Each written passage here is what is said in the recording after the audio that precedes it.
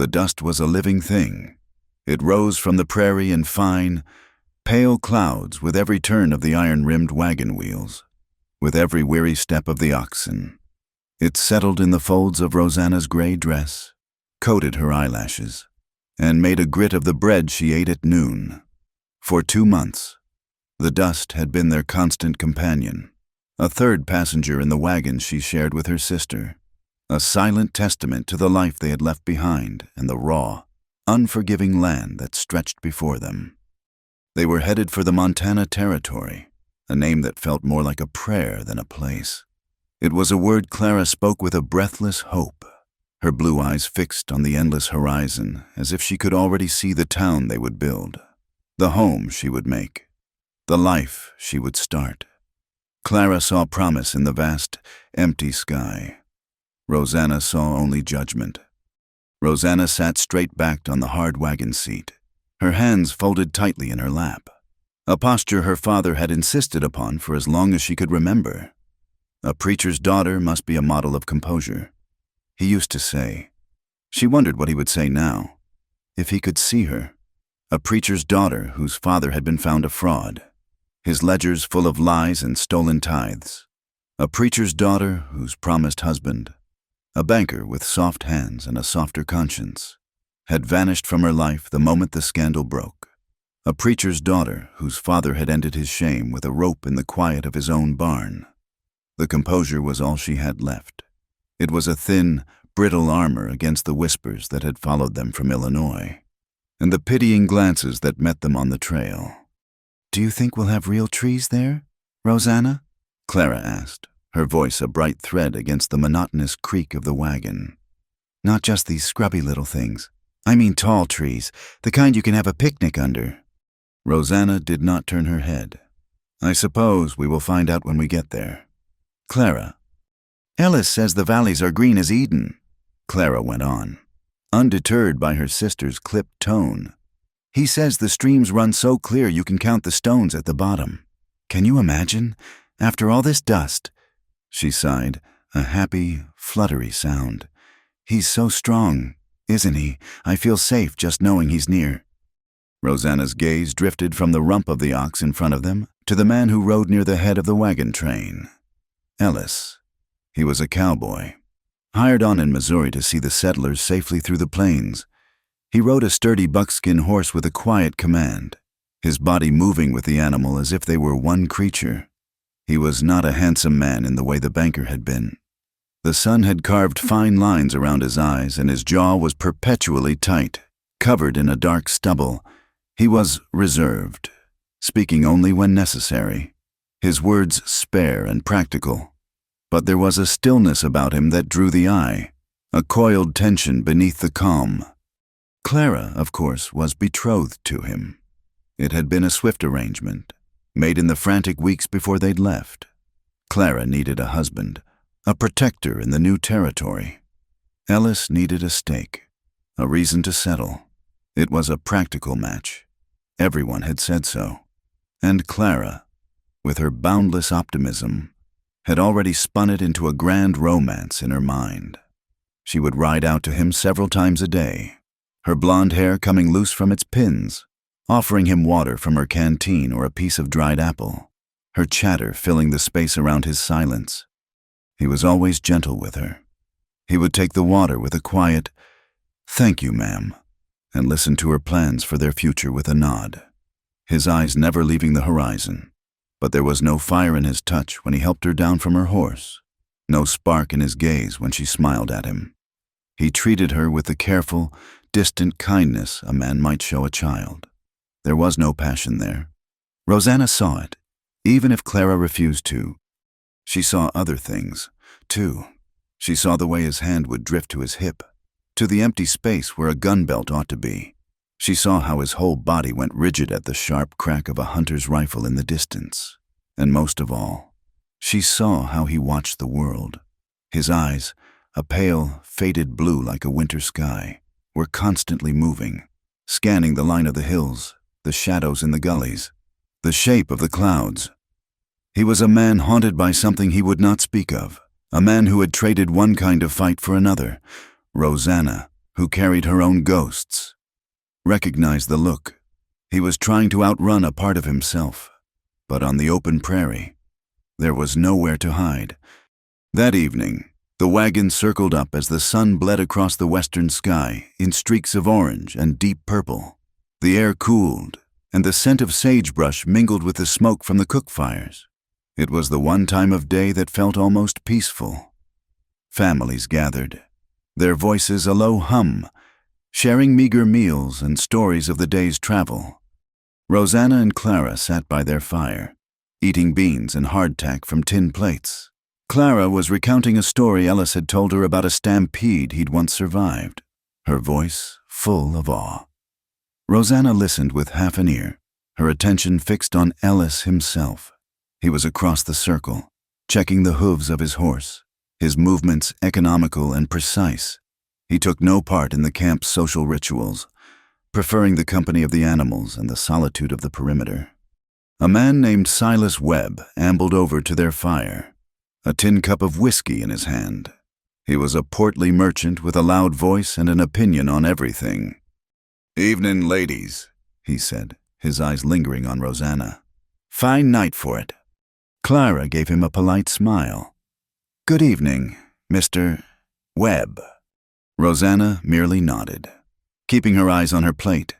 She had learned that engaging with men like Webb only invited more attention. "Heard your father was a man of God," Webb said, taking a swig from his cup.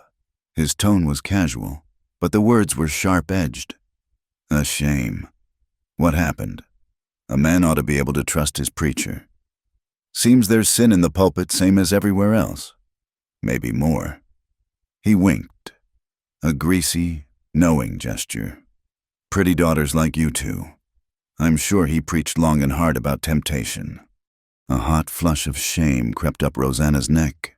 The food in her mouth turned to ash. This was the game. The sly comment, the veiled insult, the reminder of her family's disgrace. She braced herself, preparing to retreat into her cold, silent shell. Clara drew a sharp breath, ready to defend their father's memory, however tarnished. But before she could speak, another voice cut through the evening air. It was not loud, but it had the effect of a stone dropping into a still pond. "That's enough. Webb!" It was Ellis. He had approached without a sound, and now stood just outside the ring of firelight, his face half in shadow. He hadn't raised his voice, but the command in it was absolute. Webb sputtered, caught off guard. "Now see here. I was just making conversation." "Your conversation is finished," Ellis said. His voice was flat, devoid of emotion, which made it all the more chilling. "Go tend to your own fire." For a moment, the two men locked eyes. Webb, bluff and bluster. Against Ellis, a man made of prairie whipcord and silence. It was no contest. Webb's face fell, and he mumbled something under his breath before turning and shuffling away into the darkness. An uncomfortable quiet settled over their small fire. Clara looked at Ellis with wide, adoring eyes. "Thank you, Ellis. That was very gallant of you." He gave a slight, almost imperceptible shake of his head, his gaze not on Clara, but on Rosanna. "No one should have to listen to talk like that," he said, his voice softer now. Then, with a nod, he melted back into the shadows to resume his watch. Rosanna stared into the flames, her heart hammering against her ribs. No one had stood up for her since her father's disgrace. No one. She had been an object of scorn, or, worse, of pity, to be defended, and by him. The man her sister was to marry sent a strange, unwelcome warmth through her. Later that night, when the camp was quiet and the fires had burned down to glowing embers, Rosanna found she could not sleep. Clara was a soft lump of blankets inside their small tent, her breathing deep and even. But Rosanna's mind was a whirlwind. She felt a desperate need for open air, for a space that did not feel like a cage. She slipped out of the tent, pulling her thin shawl around her shoulders against the night's chill. The moon was a silver sliver in a sky awash with stars. The prairie seemed to stretch into eternity, vast and indifferent. She saw him then, standing at the edge of the camp, a rifle held loosely in the crook of his arm. He was a silhouette against the starlight, a lone sentinel watching over the sleeping settlers. She did not know what compelled her to walk toward him, her bare feet silent on the cool, packed earth. She should have stayed in the tent. She should have kept to her place, but the words of gratitude were stuck in her throat, and she felt she would choke on them if she did not let them out. He heard her approach when she was still several feet away, turning his head slightly. He was not startled. It seemed nothing startled him. "Couldn't sleep?" he asked, his voice a low rumble. "No," she said, stopping beside him. They both looked out into the darkness. "I came to thank you for what you said to Mr. Webb." He was silent for a long moment, his eyes on the horizon. "A man like that, his words are cheap, not worth your notice." "They are hard to ignore," Rosanna said, her voice barely a whisper, "when they are the same words everyone else is thinking." He finally turned his head to look at her. In the faint starlight, she could see the hard lines of his face, the deep-set eyes that seemed to hold a century of sorrow. "I don't think them," he said simply. They stood in a comfortable silence, a rare thing for Rosanna. With others, silence was a space to be filled with awkward chatter. With him, it felt like a shared language. "You watch the dark as if you're expecting it to bite," she observed, her gaze following his out to the shadowed plains. A humorless smile touched his lips for a fleeting second. "Sometimes it does." He shifted his weight. "You get used to looking for trouble. It's what keeps folks alive out here."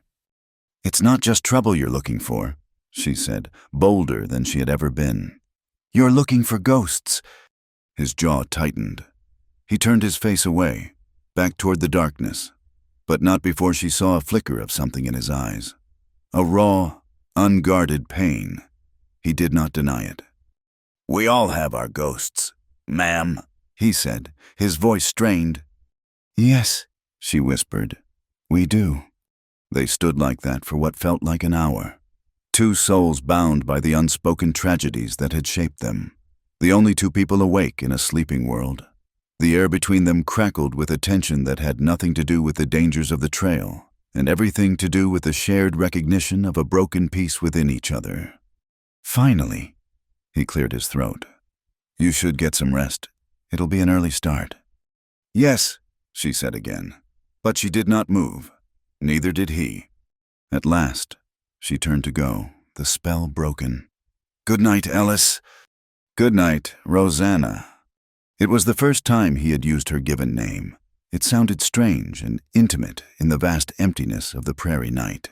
As she walked back to her tent, she felt his eyes on her back, a tangible weight. A change was coming. She could feel it in the air. The wind was picking up, rustling the canvas of the wagons and carrying the scent of rain. Dark clouds were gathering on the horizon, swallowing the stars one by one. A storm was brewing, a real one of wind and water.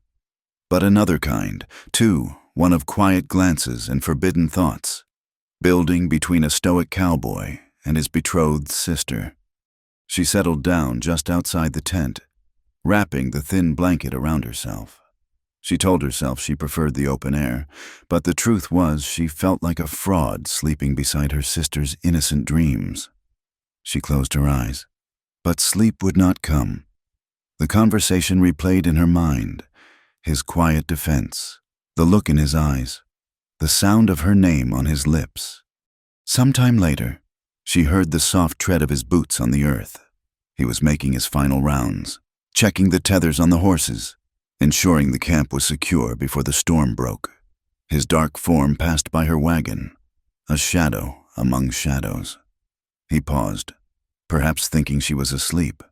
The wind whipped a strand of loose hair across her face, and the world seemed to hold its breath. Rosanna did not think. She did not weigh the consequences or consider the sin. The words simply rose from the desolate place in her soul, a truth so sharp and painful it had to be spoken. Her voice was a whisper, almost stolen by the rising wind, a dangerous seed planted in the dark. "You don't really want her—" He stopped.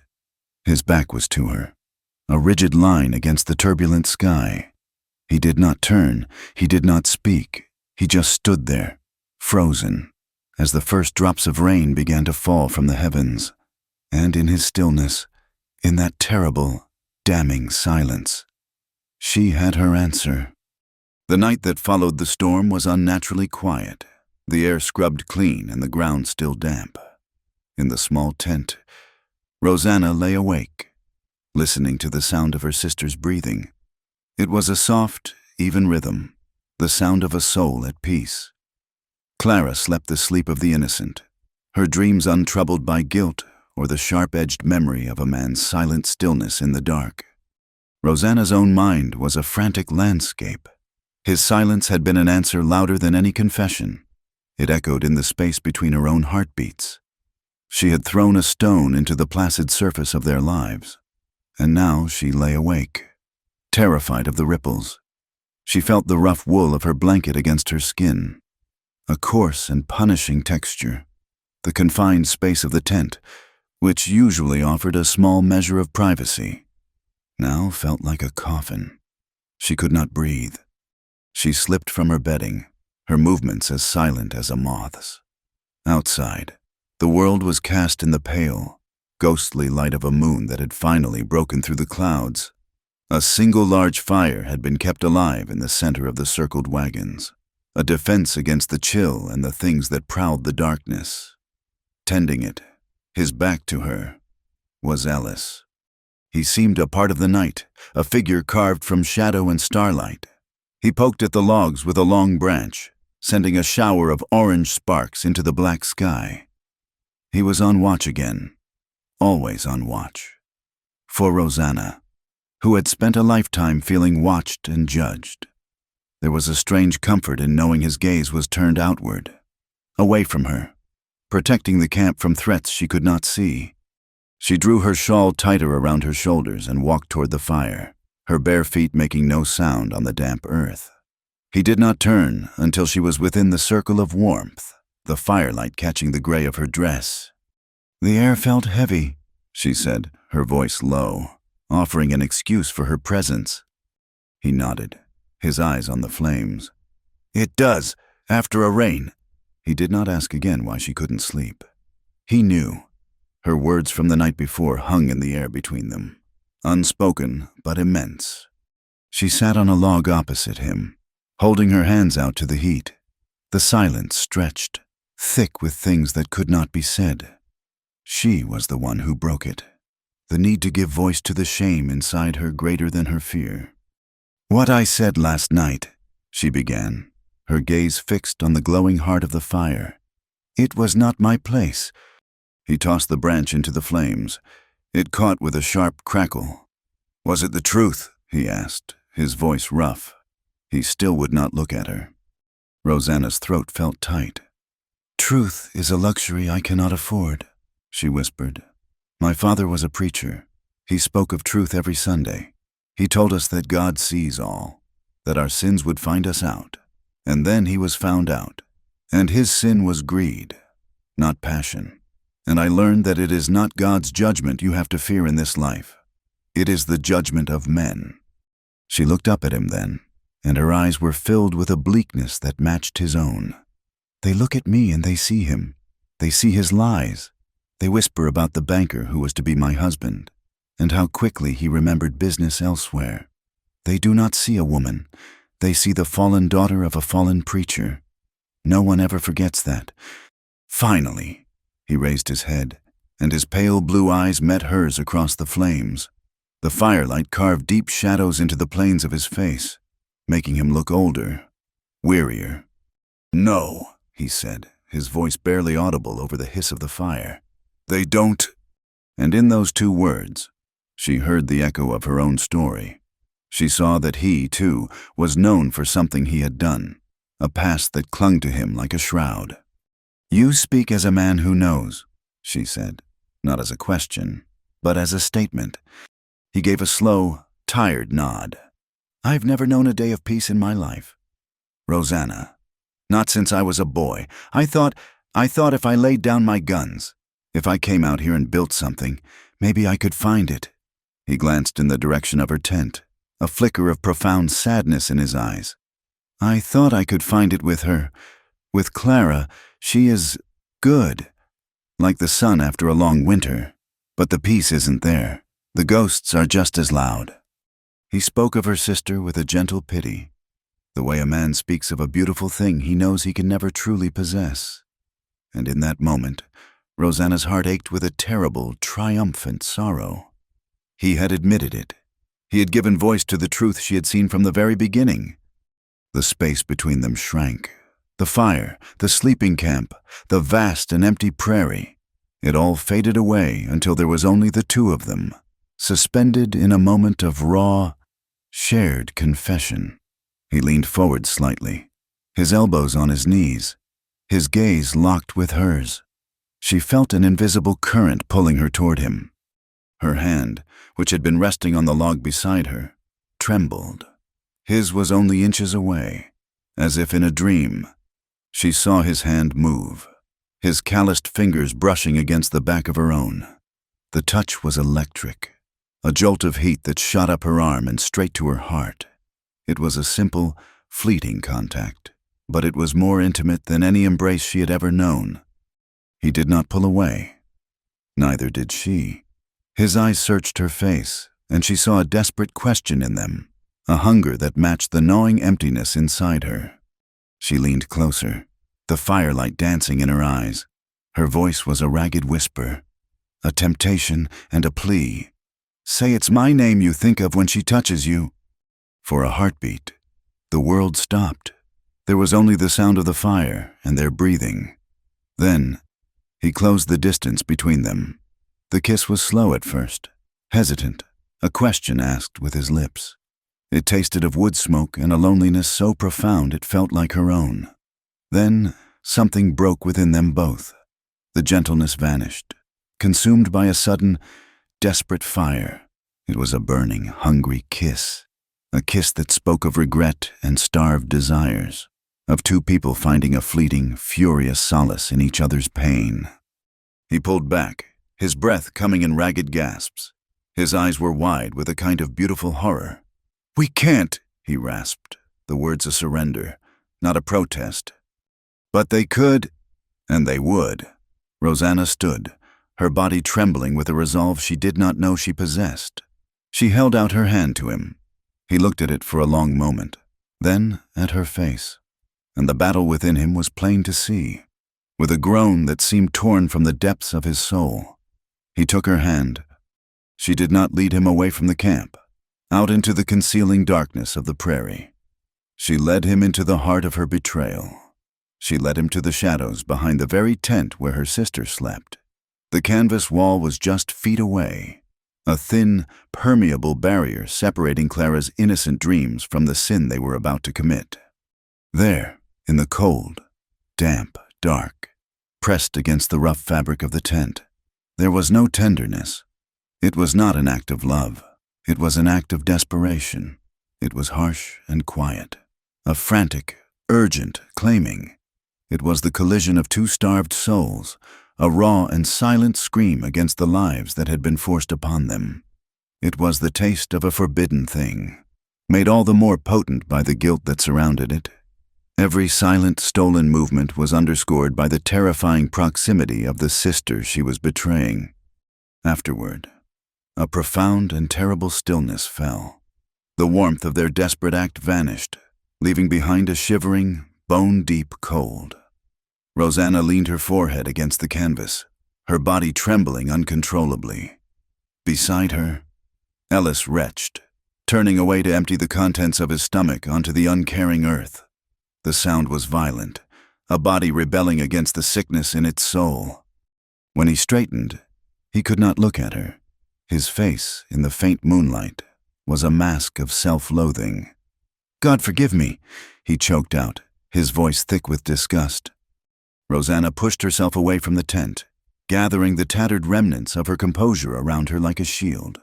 Her own guilt was a cold, hard knot in her stomach, but fear was a sharper spur. She had to hold herself together. If she shattered now, they would both be lost. "Go," she whispered, her voice surprisingly steady. "Before anyone wakes." He stumbled away without another word, a man fleeing the scene of his own crime, and was swallowed by the darkness. She waited, counting to 100, her heart pounding a frantic rhythm against her ribs. Then she smoothed her dress, pulled her shawl tight, and walked back toward the fire, a ghost returning to her grave. Neither of them slept for the rest of the night, from her blanket outside the tent. Rosanna watched the eastern sky slowly lighten from charcoal gray to a bruised purple, every minute an eternity. Across the camp, she could see Ellis already at work, his movements stiff and mechanical, his face set like stone. The next morning, the camp awoke to a world washed new by the rain. But for Rosanna, everything was smeared with the grime of her deceit. Clara emerged from the tent, stretching like a cat, her face bright with the promise of the new day. "Good morning," she chirped, her smile unwavering. Then her smile faltered as she looked more closely at Rosanna. "My goodness, you look as though you haven't slept a wink. Are you feeling unwell?" "I am fine," Rosanna said, her voice flat as she began to pack their belongings into the wagon. "Just a restless night."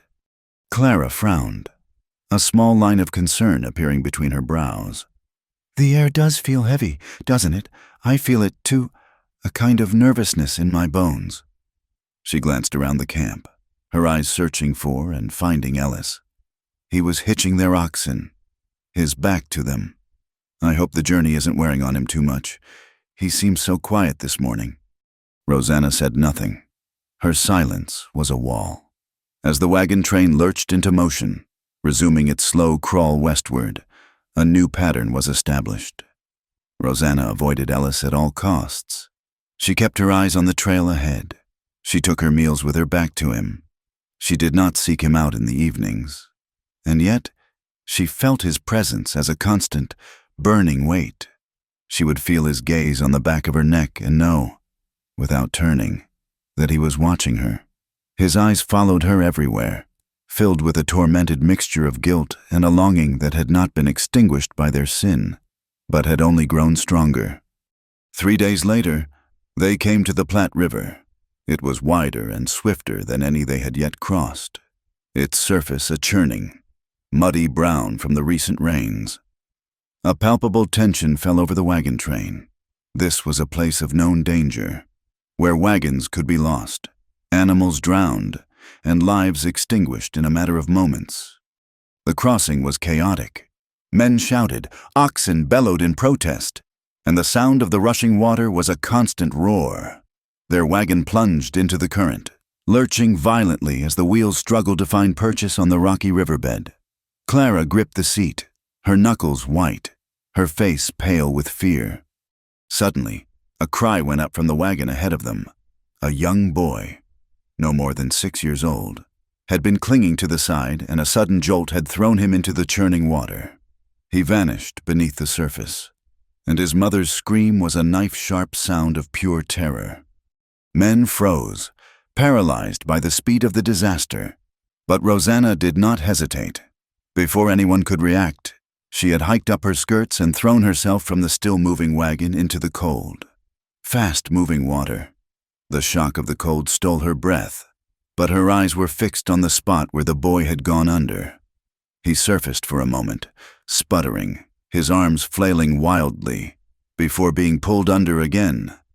She pushed through the powerful current, her years of swimming in the cool, clear lakes of Illinois serving her well. She reached him just as he was going down for a third time, grabbing a fistful of his small shirt and pulling his head above the water. He coughed and sputtered, clinging to her with a desperate strength. The fight back to the bank was a brutal struggle. The current tore at them, trying to pull them downstream. Her lungs burned, and her arms ached with a fatigue so profound she feared she would fail. But the image of her father's lifeless body, of all that she had lost, fueled a ferocious, protective strength within her. She would not lose this boy. Finally, Her feet touched the muddy bottom near the bank, and strong hands reached out to pull them from the water. It was Ellis. He lifted the boy from her arms, passing him to his weeping mother, and then turned back to her. "Rosanna," he said, his voice thick with an emotion she could not name. She tried to stand, to walk out of the river on her own, but the strength that had carried her through the water vanished in an instant. Her legs gave way, and a violent, uncontrollable shivering seized her body. She collapsed, her journey ending in the mud at the river's edge. Ellis was there before she hit the ground, scooping her up into his arms as if she weighed nothing. He carried her to their campfire, his stride long and urgent. He laid her down gently on a pile of blankets and began barking orders. His usual reserve stripped away by the emergency. "Get more blankets. Heat some water now." People who had once looked at her with scorn now rushed to help, their faces filled with a newfound respect. She was vaguely aware of the activity around her, of the warm blankets being piled on top of her, of someone forcing a cup of hot, sweet coffee between her chattering teeth. But her focus was on Ellis. He knelt beside her, his face a mask of fierce concern. He took her icy hand in his own, chafing it between his palms, trying to bring the life back into it. And then Clara was there, her face a mixture of fear for her sister and awe at her bravery. She knelt on the other side of Rosanna, her own hand fluttering near her sister's shoulder, and she saw it. She saw the way Ellis looked at Rosanna, an unguarded, desperate tenderness in his eyes that she had never seen before. She saw how his hands, which were always so careful and distant with her, lingered on Rosanna's arm, his thumb stroking her skin in a gesture that was both unconscious and deeply intimate. Clara's hand froze in midair. Her blue eyes, wide and questioning, moved from Ellis's face to her sister's, and for the first time the nervousness she had felt in her bones began to take the shape of a real and terrible suspicion. The respect Rosanna had earned at the river was a fragile, unfamiliar thing. The other settlers now nodded to her in the mornings. The women, who had once offered only tight-lipped pity, now offered her a share of their fresh-baked bread. The mother of the boy she had saved looked at her with an almost holy gratitude. Rosanna accepted it all with a quiet, guarded grace, but the warmth of their regard could not touch the deep, shivering chill that had taken up permanent residence in her soul. She recovered her strength slowly over the next few days. She spent the time mending clothes and helping with the cooking, keeping her hands busy to quiet her mind. But in the quiet moments, her thoughts were a maelstrom. She would feel the ghost of Ellis's touch on her skin, remember the desperate, guilty heat of their encounter, and the shame would wash over her anew. And always, there was Clara's gaze. Her sister's suspicion was no longer a vague, nervous feeling. It was a sharp, watchful presence. Clara said nothing, but her eyes followed Ellis, followed Rosanna, and then followed the empty space between them, measuring a distance that had not been there before. One afternoon, while Clara was helping another woman churn butter, Ellis approached the wagon where Rosanna sat sorting dried beans. He moved with his usual quiet purpose, but she sensed a new hesitation in him.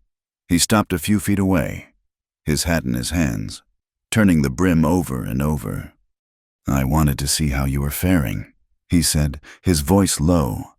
"I am well," she replied, not looking up from her work. "Thank you." "You were brave, at the river," he continued, ignoring her attempt to close the conversation. "Braver than any man there." She finally looked at him, and her eyes were dark with a pain he recognized as his own. It wasn't bravery. It was a kind of recklessness. When you have nothing left to lose, it is easy to be reckless. He understood what she meant. He pulled a small crate over and sat, a silent request for her to continue. The camp was alive with the mundane sounds of afternoon chores, a flimsy curtain of normalcy around them. And so she spoke, in a voice that was little more than a whisper. She confessed the rest of her story. She told him of the years before her father's fall from grace, of the suitors who had come calling. She spoke of how, after the scandal. Their flattery had curdled into something uglier. Men who had once spoken of her virtue now saw her as spoiled goods, a woman of good breeding but no prospects, a target for sly propositions and cruel deceptions. "They lied," she said, her hands stilling over the beans. "They would speak of love, of a future, but all they wanted was to be the one to further ruin the preacher's daughter. It was a kind of sport for them, to take what the banker had thrown away." She swallowed, the memory a bitter taste in her mouth. My father, he saw none of it, or perhaps he chose not to see. When he died, it was not just his good name I lost. I lost the only person who ever saw me as anything more than a reflection of his own reputation. For good or for ill, I was lost. I am still lost. Her confession hung in the air, a fragile, wounded thing. She had never spoken these words aloud to anyone. Ellis did not offer platitudes or easy comfort. He simply listened, his gaze steady, his silence a vessel that could hold the weight of her shame. When she was finished, he was quiet for a long time. Then he began to speak, his own voice as raw and quiet as hers had been. He told her of his life before the wagon train, a life he had tried to bury on the trail. He had been a gun hand, he said, selling his skill with a pistol to ranchers and lawmen, a feared name in the territories of New Mexico and Arizona. "I was fast," he said, his eyes looking at something far away, a scene replaying only for him, "and I was proud of it. I thought it made me a man." He paused, his jaw working. "There was a dispute over a card game. A man named Miller. He was drunk and loud, and he accused me of cheating. He was a boy, really, no older than 20. He called me out. The whole saloon went quiet. I knew I was faster. I knew I would win." Ellis looked down at his hands, turning them over as if seeing them for the first time. "We stepped out into the street. The sun was going down. He was scared. I could see it in his eyes. He went for his gun, clumsy and slow. I drew and fired before his pistol even cleared the leather. One shot. He just fell. It was over in a second." He took a shaky breath. "After, when they rolled him over, they saw—" He hadn't been wearing a gun belt. The gun he'd pulled was a little pistol he'd had tucked in his waistband. It had caught on his shirt. He never had a chance. He wasn't armed, not properly. It wasn't a duel. It was an execution. He finally looked at Rosanna, and the desolation in his eyes was a perfect mirror of her own. "I dropped my gun in the dust right then. I never picked it up again. I walked out of that town and never looked back. But it makes no difference. I still see his face every time I close my eyes. I killed a boy for my own foolish pride." Their shared confessions stripped them bare. The fierce, desperate desire that had driven them together in the dark was now tempered by something far deeper, far more powerful. It was the tragic, emotional bond of two people who had been irrevocably broken by their pasts. Their sin was no longer just a betrayal of Clara. It was a desperate attempt to find a moment of life in the midst of their own private deaths. They were two survivors clinging to each other in a wilderness that was both external and internal. The moment of raw intimacy was shattered by a bright, cheerful voice. "Ellis, there you are." Clara was approaching, a radiant smile on her face. She seemed oblivious to the heavy atmosphere, or chose to ignore it. In her hand, she held a small, intricately woven object. Ellis stood up quickly, putting a careful distance between himself and Rosanna. "I was looking for you," Clara said, her eyes shining as she looked up at him. She held out her hand. In her palm lay a ring, woven from the dark, coarse hair of a horse's tail. "I made this for you." Ellis stared at the ring as if it were a snake. Rosanna felt the air leave her lungs. "Clara," he started, his voice strained. "The next town we come to, it has a preacher, they say." Clara went on, her voice breathless with excitement. "Let's not wait until we reach the territory. Let's be married there. Ellis, let's start our life together as soon as we can." She looked from his stunned face to the ring in her hand, her hope a tangible, fragile thing. She was not just asking. She was pleading, trying to reclaim the man she felt slipping away from her.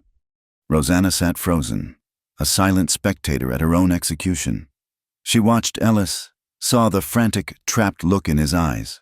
She saw him glance at her for a fraction of a second, a look of desperate apology, of profound despair.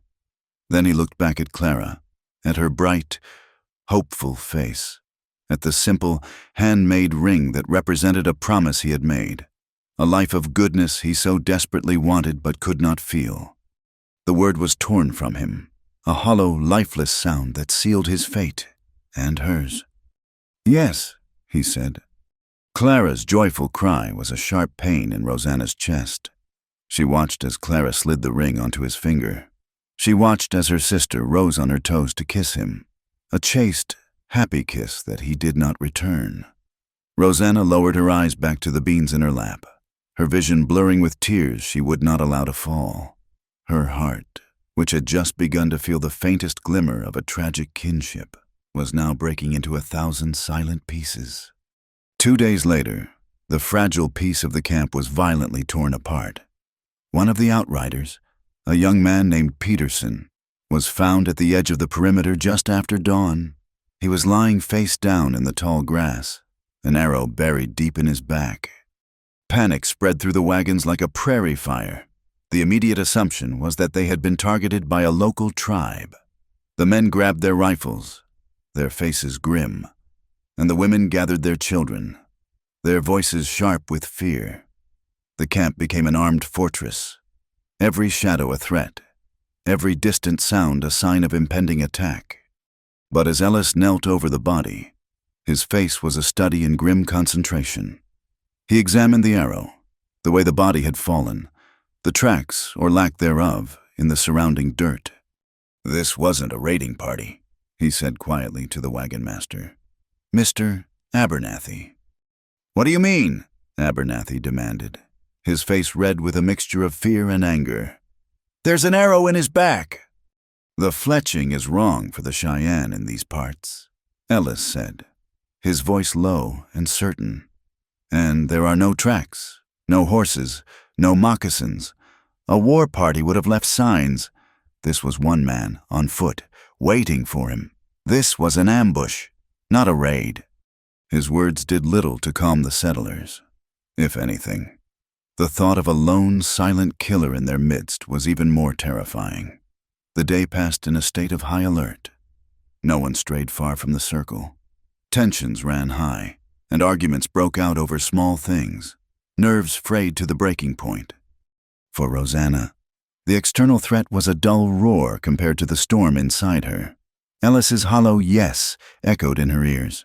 She felt a suffocating silence descending on her again, the silence of a future she could not bear to imagine, watching her sister marry the man whose ghosts spoke to her own, the man who had moaned in the dark, the man whose soul she had touched. That night, she could not bear it. The fire, the fearful whispers, the sight of Clara sitting close to Ellis, her hand resting proprietarily on his arm. It was all too much. She felt the walls of the camp closing in, the canvas of the tent, the circle of the wagons, the confines of her life. She needed to breathe. When the camp had settled into an uneasy sleep, she slipped away. She did not have a destination. She just walked, away from the firelight, out into the vast, star-dusted darkness of the prairie. The cool night air was a relief on her hot skin. Here, under the immense, silent sky, she could almost imagine she was free. She had not gone more than a quarter of a mile when she heard footsteps behind her. She froze, her heart leaping into her throat, thinking of the dead outrider. "It's me!" Ellis's voice came out of the dark. She let out a shaky breath, a mixture of relief and a new kind of fear. He came to stand beside her, and for a long time, neither of them spoke.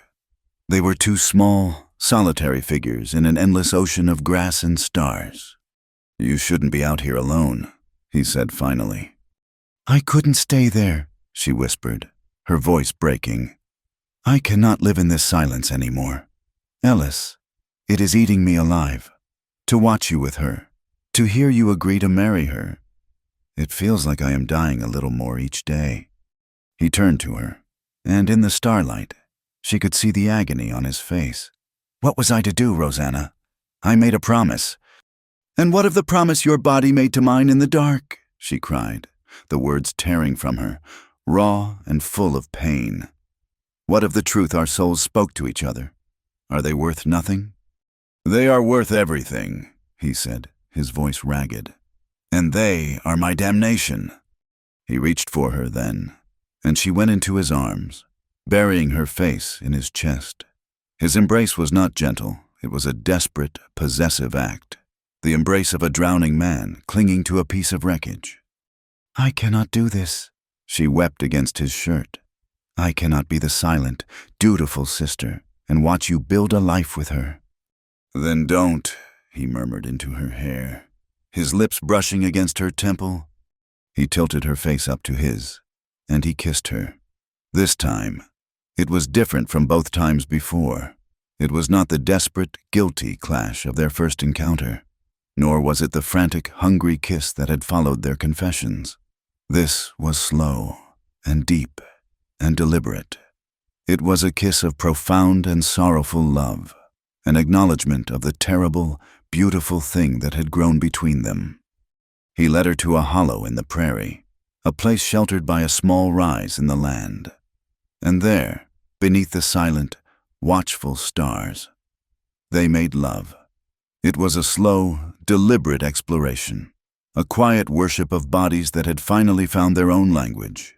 It was tender and aching, a desperate act of claiming in a world that had given them nothing. As their passion crested, as the world fell away into sensation and sound, Rosanna clutched his shoulders, her voice a fierce, demanding whisper against his ear. "Say it's my name, you moan." And through the darkness, his voice came back to her, raw and broken and utterly surrendered. He said her name, over and over, like a prayer. In the camp, a cold draft woke Clara from a restless sleep. She reached out for her sister's bedding, a reflexive, comforting gesture. Her hand met only the cold, empty ground. She sat up, her heart starting to pound. The tent was empty. Rosanna was gone. A cold dread, sharper and more certain than any suspicion, washed over her. She scrambled out of the tent. The camp was asleep. The main fire burned down to a bed of orange coals. There was no sign of her sister. She looked toward the spot where Ellis was supposed to be sleeping in his bedroll. It, too, was empty. The next morning, as the first pale light of dawn touched the prairie, Clara's search ended. There, lying on the damp ground just outside the flap of Ellis's tent, was a familiar object. Rosanna's gray woolen shawl, dropped in haste, a small, damning piece of evidence. Clara stared at it, her face draining of all color until it was a stark, pale mask. The sounds of the waking camp faded to a dull roar in her ears. She did not pick it up.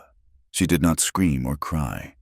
She simply turned and walked back to her own tent, her back ramrod straight, a terrible, cold silence settling in her eyes. Later that morning, Mr. Abernathy, rattled by the attack and Ellis's grim assessment, made a decision. They would not push on. They would camp here, in this defensible position by the creek, for several days. They would rest, regroup, and post double the guards. For the settlers, it was a prudent, if nerve-wracking, measure. For Rosanna, Clara, and Ellis, it was a sentence. They were now trapped together in the quiet, suffocating prison of what they all finally knew to be true. The tension, no longer a quiet hum, was a thick, unbreathable fog. The days of the encampment were a new kind of torture. The constant threat of an unseen killer outside the circle of wagons was a pale shadow of the silent, vicious war being waged within it. The air was thick with unspoken words, with the poison of knowledge that could not be retracted.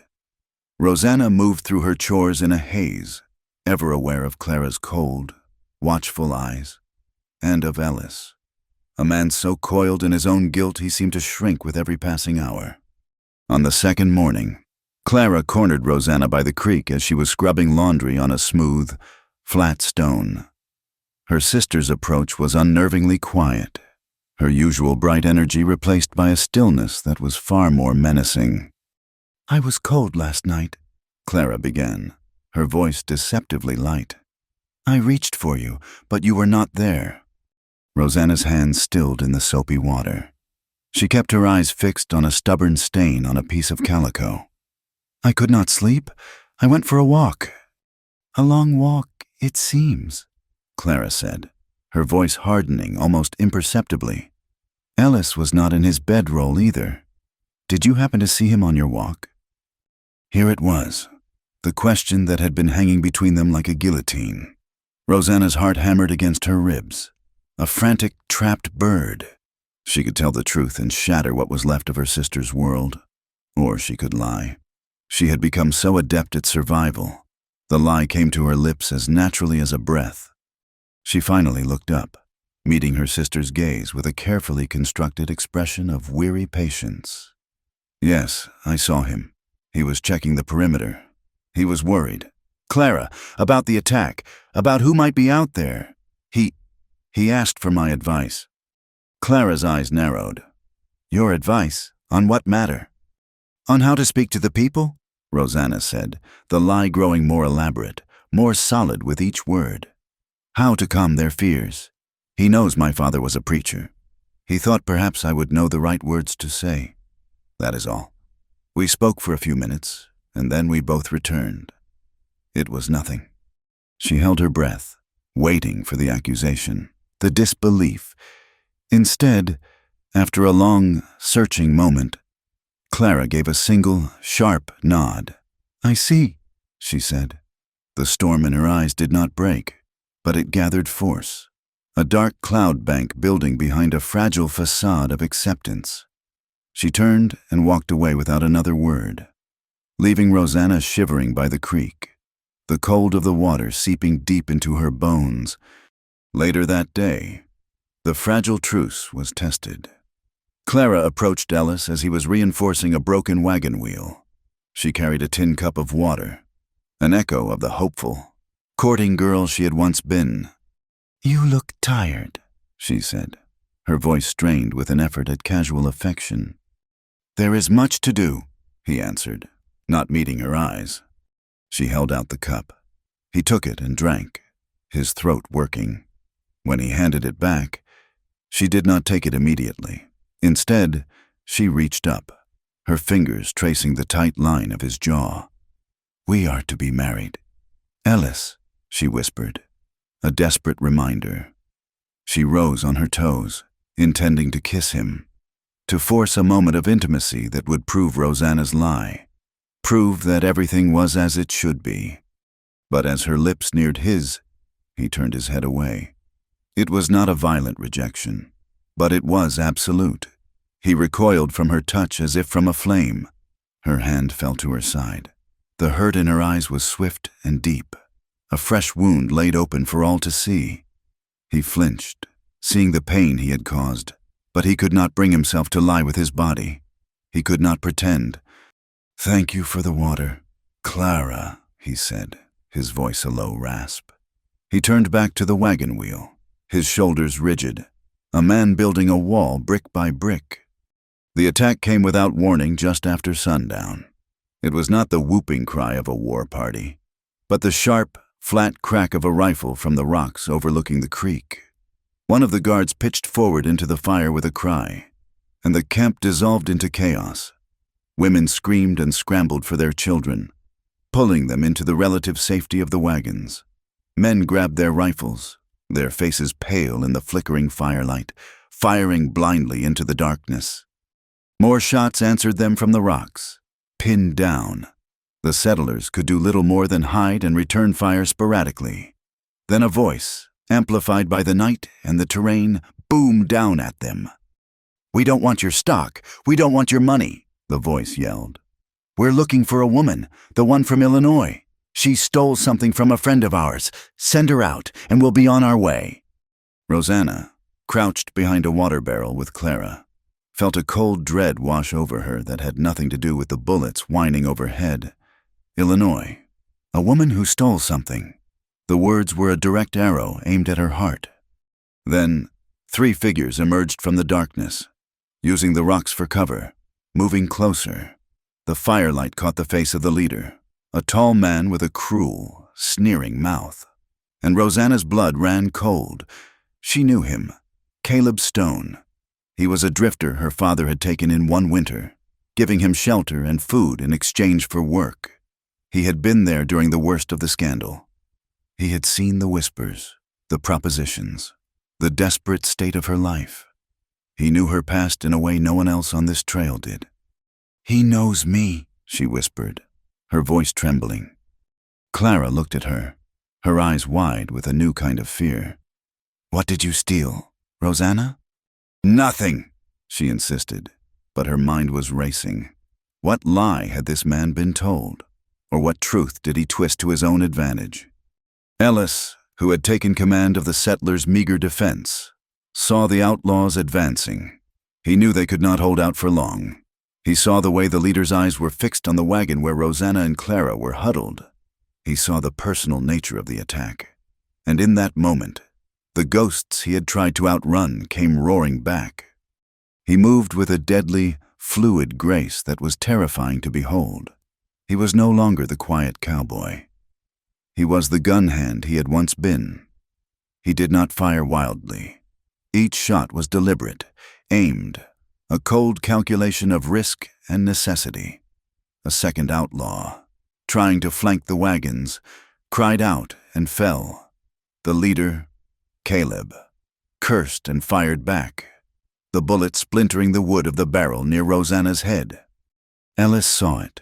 He saw the clear and present danger to Rosanna. The choice was gone. There was no room for morality or regret.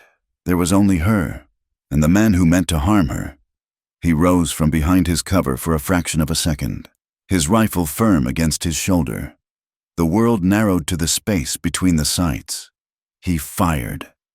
Caleb Stone stumbled back, a look of surprise on his face, before collapsing into the dust.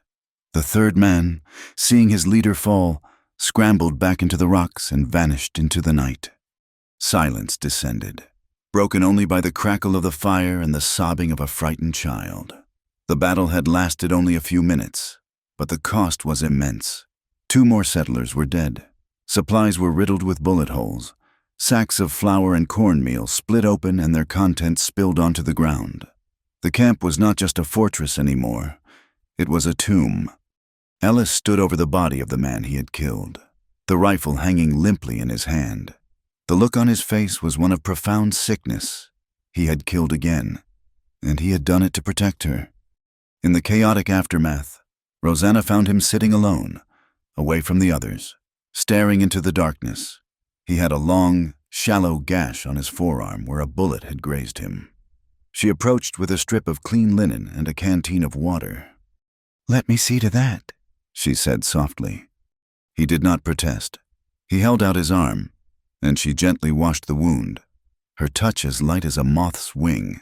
She wrapped the linen around his arm, her fingers brushing against his skin, in the small, private circle of lantern light. The rest of the devastated camp fell away. It was a moment of profound, terrible intimacy, a shared trauma that bound them even tighter. He looked at her, his eyes full of a pain that went far beyond the wound on his arm. She looked back, her own heart aching for him, for them, for the impossible, bloody world they had made.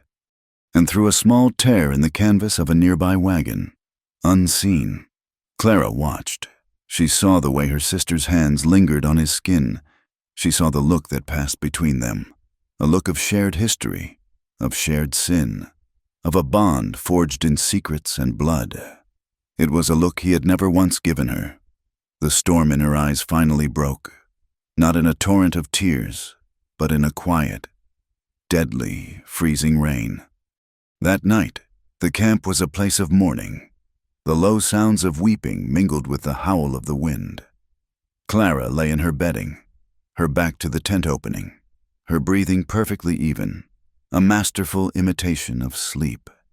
She lay awake in the dark, her body rigid, and she waited. She did not have to wait long. She heard the faint rustle as Rosanna slipped from the tent. Clara did not move a muscle. She listened as her sister's footsteps faded. And then, a few moments later, she heard the soft tread of another set of boots moving in the same direction.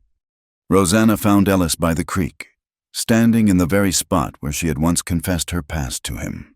When he turned to her, she did not stop. She walked straight into his arms, and finally, she broke. The composure she had maintained for years shattered into a million pieces. Sobs racked her body. Great, gulping, hopeless sounds of a woman who had reached the end of her endurance. He held her, his hand stroking her hair, murmuring her name like a prayer. "I cannot do this anymore," she wept into his chest. "The lies, the killing, the way she looks at me. I want to run away. Take me away from here. Ellis, let us go, just the two of us, and never look back." It was a desperate plea, a fantasy of escape. For a moment, he held her tighter, and she felt him wanting it, too. She felt the fierce, desperate yearning in him to leave it all behind, to shed his promises and his ghosts and simply be with her. But then, the tension in his body returned.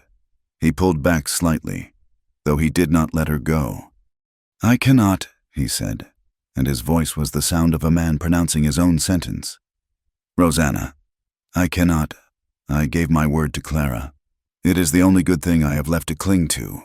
If I break that promise, what kind of man am I? I would be no better than the man I was before." Rosanna stared at him, the tears drying on her face, replaced by a hot, bitter anger. The promise to her sister, the woman he did not love, was more important than the raw, undeniable truth of what they were to each other. He was choosing his own idea of redemption over her. She pushed him away, her hands flat against his chest. "Then go to her," she said, her voice dripping with a cold fury. "Go to your promise. Build your clean new life. But do not you dare call her by my name in the dark." She turned and fled back toward the camp, leaving him standing alone by the water. When she slipped back into the tent, Clara was still lying in the exact same position, her breathing even. Rosanna sank into her own bedding, her heart a cold, heavy stone. But Clara was not asleep. She lay there until the first hint of dawn, and then she rose. She walked with a calm, deliberate purpose to where Ellis stood watching the sunrise, his face haggard and drawn. He turned as she approached, a weary, defeated look in his eyes.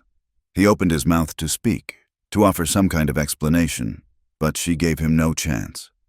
Her voice, when she spoke, was quiet, but it cut through the morning air with the deadly precision of a razor.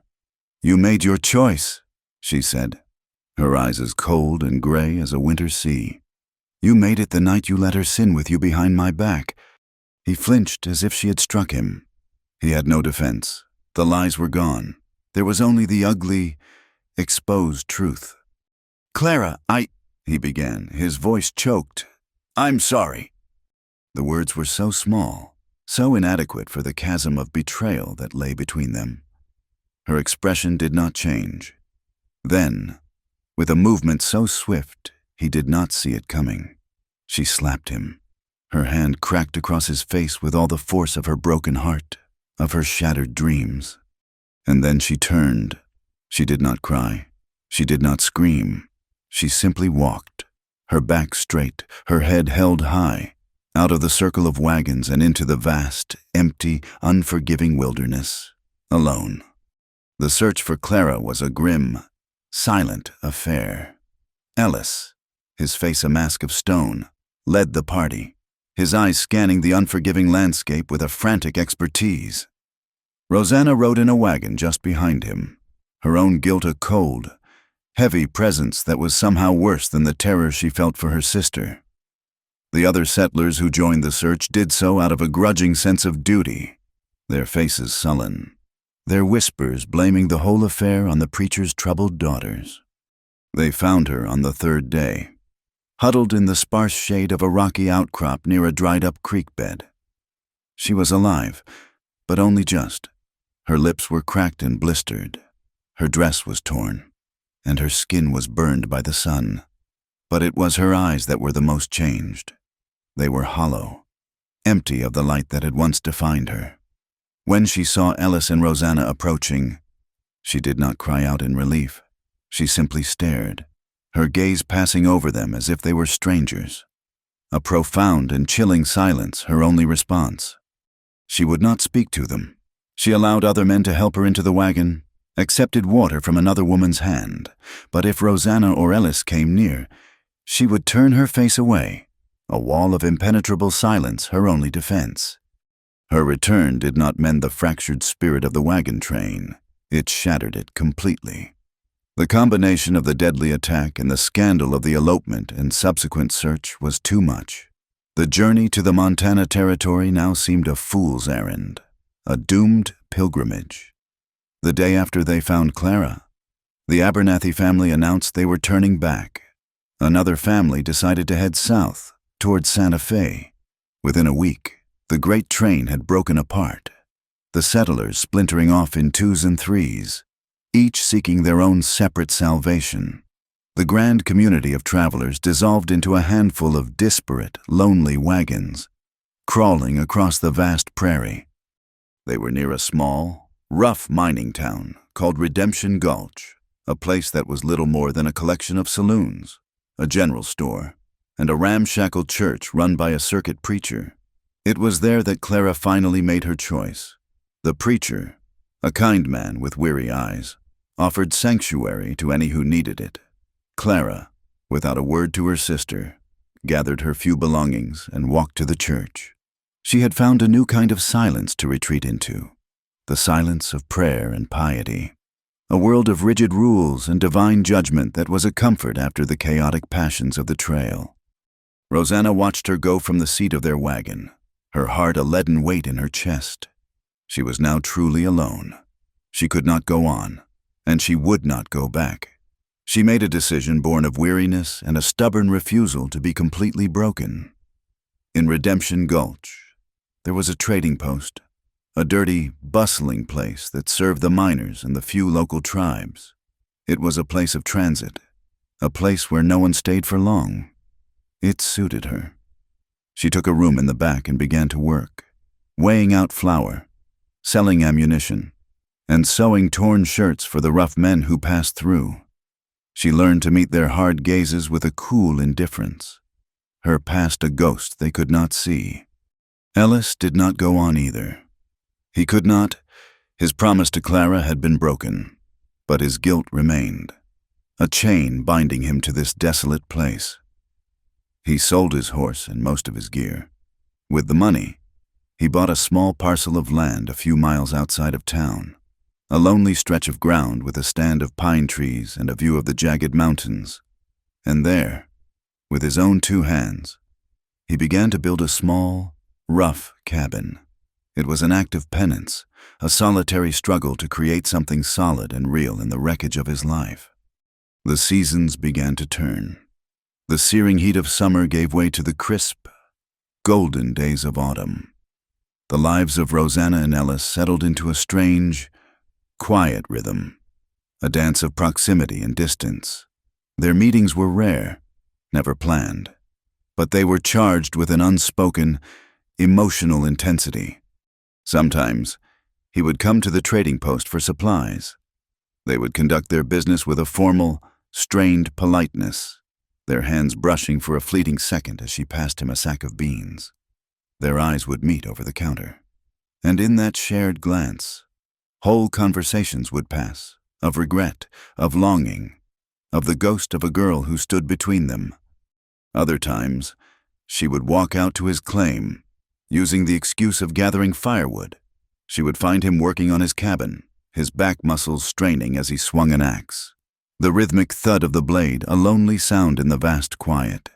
He would stop, his chest heaving, and watch her as she gathered fallen branches, and sometimes, wordlessly, He would take the axe and spend an hour chopping a great pile of wood for her, his movements economical and powerful.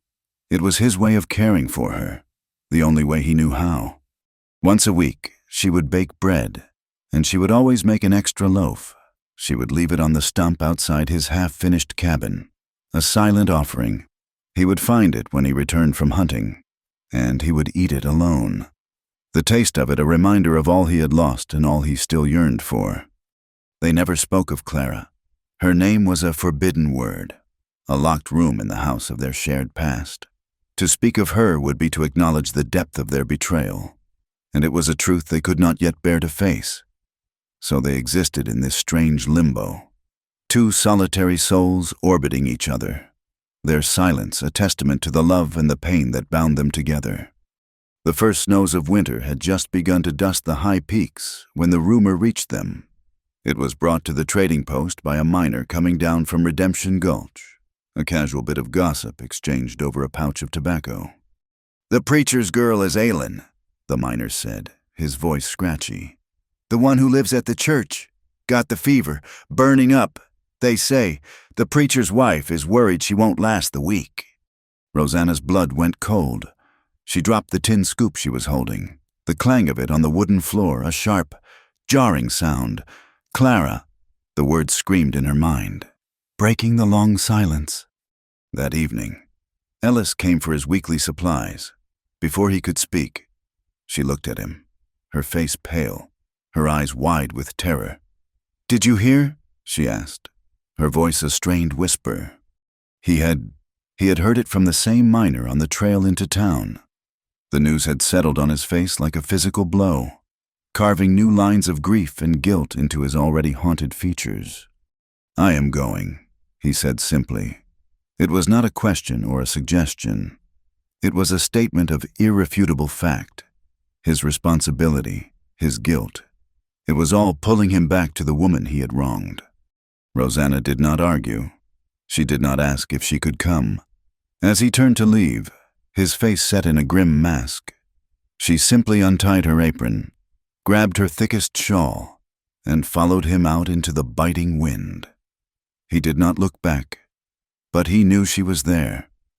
They walked the miles to Redemption Gulch in silence, two shadows moving through the twilight, their footsteps muffled by the thin layer of new snow.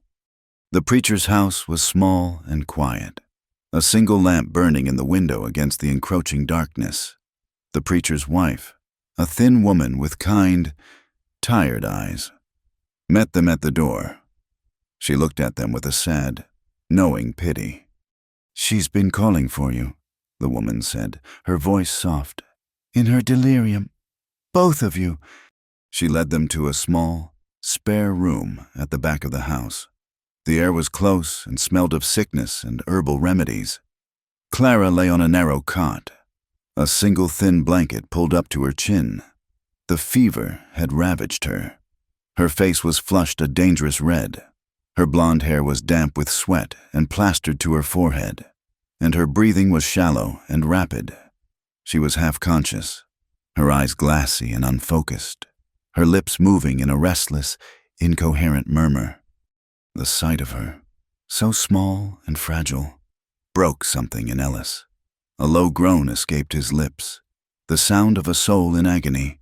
He crossed the room in 2 strides and gently, as if she were made of spun glass. He lifted her from the cot. He carried her out of the preacher's house and into the cold night air, back down the path toward his own cabin. He would not let her sicken in this stranger's house. Rosanna followed, her mind numb with a mixture of fear and a fierce, protective love. At the cabin, which was little more than 4 walls and a roof against the stars, he laid Clara on his own rough bed, and then the long night began. They worked together in a silent, desperate partnership. He kept the fire roaring, melting snow for water. Rosanna, her sleeves pushed up, bathed her sister's feverish skin with cool cloths, forcing sips of water between her cracked lips, whispering her name over and over, begging her to fight. All through the night, they fought for her life, their shared task a frantic, unspoken prayer. in the grim intimacy of the sick room. They were not betrayers or lovers. They were simply two people trying to save the one person who connected them. Just before dawn, the fever broke, the violent shivering subsided, and a true sweat, a healing sweat, broke out on Clara's brow. Her breathing deepened, becoming more regular. Rosanna, slumped in a chair by the bed, wept with a relief so profound it felt like pain. Clara woke later that morning. The light in the cabin was gray and soft, her eyes no longer glassy, slowly focused. She saw the rough-hewn log walls. She saw the fire in the stone hearth. And then she saw them. Rosanna was asleep in the chair, her head slumped forward, her face etched with exhaustion, and Ellis stood near the doorway, watching over them both, his face a landscape of grief. She saw them together in this small, intimate space he had built, and the full, terrible truth of it all washed over her. A sound escaped her lips, a soft, broken thing. Rosanna's eyes snapped open. She saw that Clara was awake, and she rushed to the bedside. Clara looked at her sister, at the face she had loved her entire life, and her own face crumpled. Great, silent tears began to stream down her cheeks. She sobbed, a deep, wrenching sound that came from the very core of her being. "I hated you," she whispered, her voice a raw, torn thing. She reached out and her fingers clutched at Rosanna's sleeve. "After what you did, I hated you so much, but I still love you." The confession, a tangle of the deepest love and the deepest betrayal, hung in the air. Rosanna could only weep in response, her own tears falling onto her sister's hand. Ellis stepped forward, his face a mask of misery. "Clara," he begged, his voice cracking. "Forgive me, please." Clara's gaze shifted to him. The tears stopped. Her eyes, washed clean by the fever and her grief, were now filled with a calm, heartbreaking clarity. She looked at him, the man she had dreamed of marrying, the man who had broken her heart. She said nothing. She simply turned her face to the wall. Days passed. Clara slowly regained her strength, but she remained distant, encased in a fragile shell of silence. She accepted food from Rosanna, allowed Ellis to bring her fresh water, but she offered nothing of herself in return. The small cabin was thick with a tension that was heavier than any unspoken word. One morning, about a week after the fever had broken, Clara was sitting up in bed, looking out the small, square window at the snow-covered pines. Rosanna sat nearby, mending a tear in her sister's dress. "Rosanna," Clara said, her voice quiet but firm. She did not turn from the window. "Yes? I want you to leave." Rosanna's needle froze in mid-stitch. She stared at her sister's back, her heart constricting.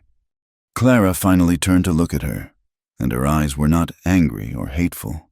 They were filled with a profound, weary sadness.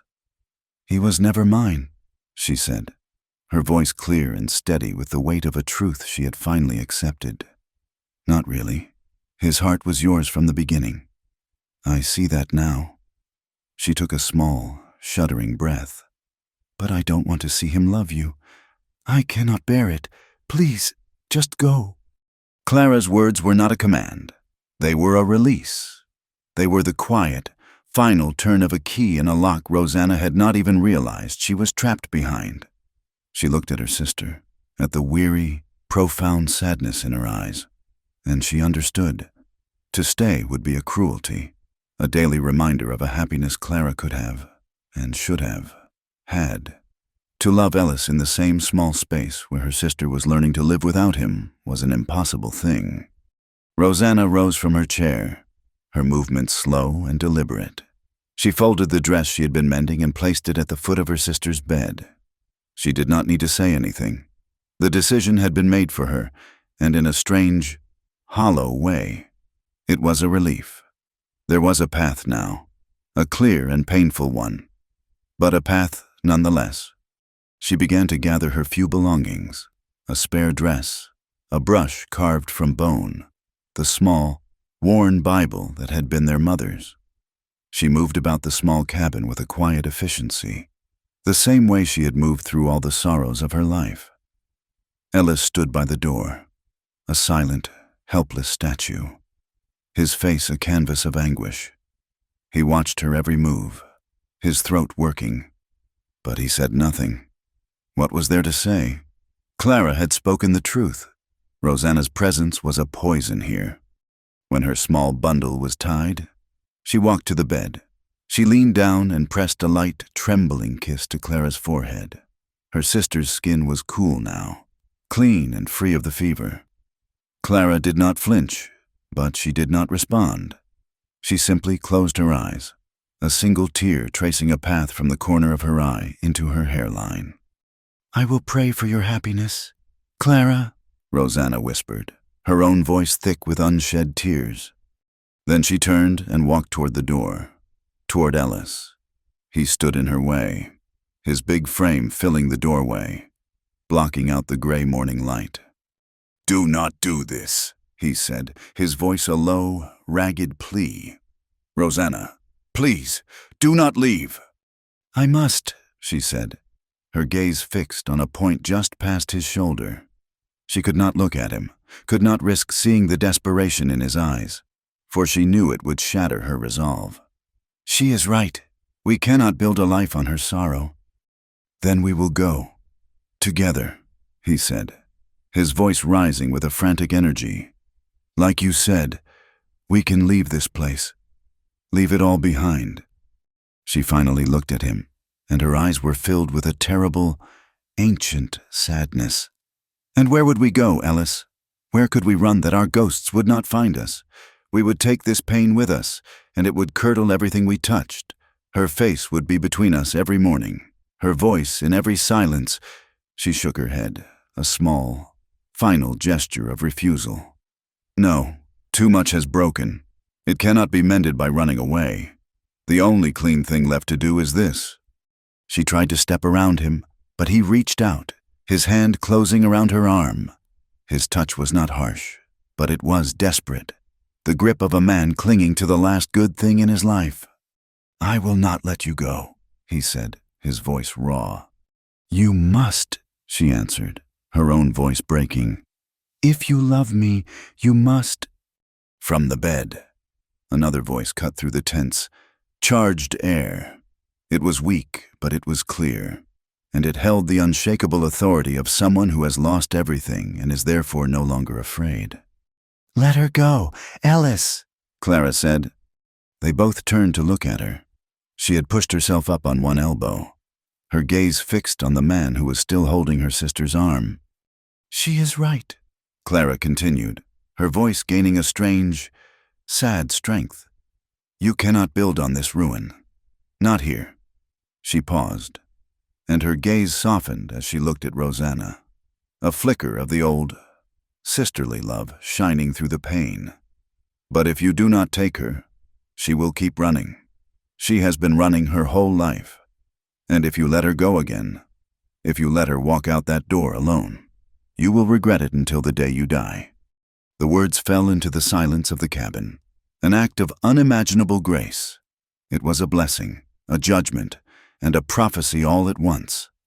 Clara was releasing them, not just from her presence, but from the guilt that had bound them to her. She was giving them permission to find a happiness that she could not. Ellis's hand fell from Rosanna's arm. Rosanna stared at her sister, her heart aching with a love so fierce and painful it felt like a wound. Overwhelmed by this final, selfless act, she could not speak. She turned and fled, out of the cabin and into the cold, gray morning. She walked with no destination in mind, her feet carrying her away from the cabin, away from the town, through the snow-dusted pines. The cold air burned her lungs. She was not running from Ellis now, or even from Clara. She was running from the possibility of hope, because hope, she had learned, was a more dangerous and painful thing than despair. She reached the river that marked the edge of his claim. It was partially frozen, a ribbon of dark, churning water flowing between banks of white ice. It was a boundary line, a final crossing. She stood on the bank, her small bundle in her hand, and stared at the water, at the finality of it. She heard him before she saw him, the sound of his heavy boots crunching through the snow, running to catch her. He came to a stop just behind her, his breath pluming in the cold air. "Rosanna," he said, his voice ragged. She did not turn. "Go back to her. Ellis, she will need you." "She does not want me," he said. "She wants peace, and she has given it to us." He took a step closer, his voice dropping, becoming thick with an emotion he had held back for a lifetime. "I have been a coward. I have hidden behind my guilt, behind a promise I made with a hollow heart. I have been trying to earn a redemption I do not deserve, and I have destroyed the three of us in the process." He was standing right behind her now. She could feel the heat of his body in the cold air. "She is right. I will regret it until I die if I let you go. I have let you go 100 times in my own mind, and every time it has been a small death." He reached out, not to grab her, but to gently turn her toward him. He waited until her tear-filled eyes met his. "I am done running from my ghosts, Rosanna, and I am done letting you run from yours." His voice was a raw, broken vow. "Say it is me you want, and I will never let go again." The words were a mirror of her own desperate pleas in the dark. But now, in the clear, cold light of day, they meant something new. They were not a cry for recognition in sin, but a plea for a commitment in love. It was the question she had been waiting a lifetime to be asked, the one she never believed she would hear. And for the first time, she did not retreat into silence. For the first time, she did not shield her heart with composure. She let it break open. A great, shuddering sob escaped her, and she fell into his arms, weeping. She wept for her father, for her lost honor, for her sister's broken heart, and for the long, lonely years she had carried her shame alone. She wept, and he held her, his arms a strong, safe harbor in the storm that had been her life. He held her and let her cry until the tears were spent, until there was nothing left but the quiet, shuddering peace of a love that had, against all odds, survived. They built their life in the hills, in the small cabin he had started as an act of penance and finished as an act of love. It was a modest life, isolated, built of hard work and a deep, quiet understanding. He hunted and trapped, and she tended a small garden in the summer, her hands finding a new purpose in the rich, dark earth. They were free from the judgment of towns and the whispers of settlers. Their only companions were the pines and the mountains and the vast, silent sky. Their love was not a passionate, fiery thing. It was a slow-burning ember, a steady warmth against the cold of the world, a comfort built on the ashes of their shared sorrows. Clara, in time, found her own kind of peace. She left Redemption Gulch and joined a mission school in the East, teaching the children of the Cheyenne to read and write. She found a purpose in her faith, a way to build a new life from the wreckage of the old. Every few months, a letter would arrive for Rosanna, carried by a traveling trapper. The letters spoke of her students, of the changing seasons, of passages from the Bible. They never mentioned Ellis. They did not need to.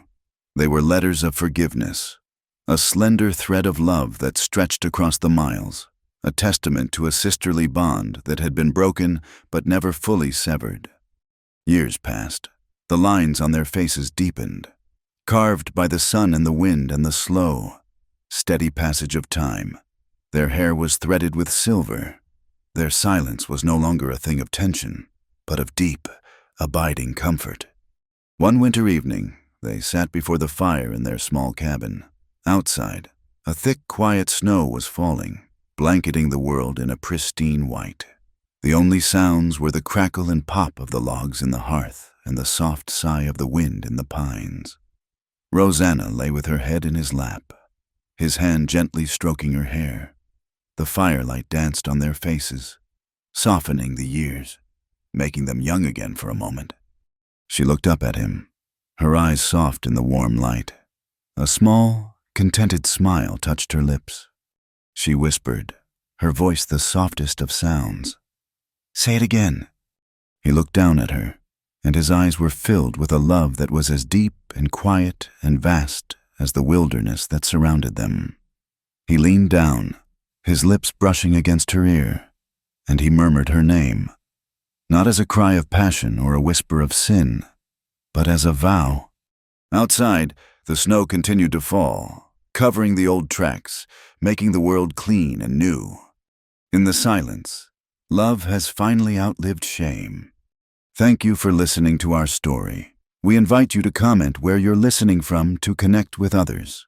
Subscribe to the Wild West Campfire channel and share your thoughts in English.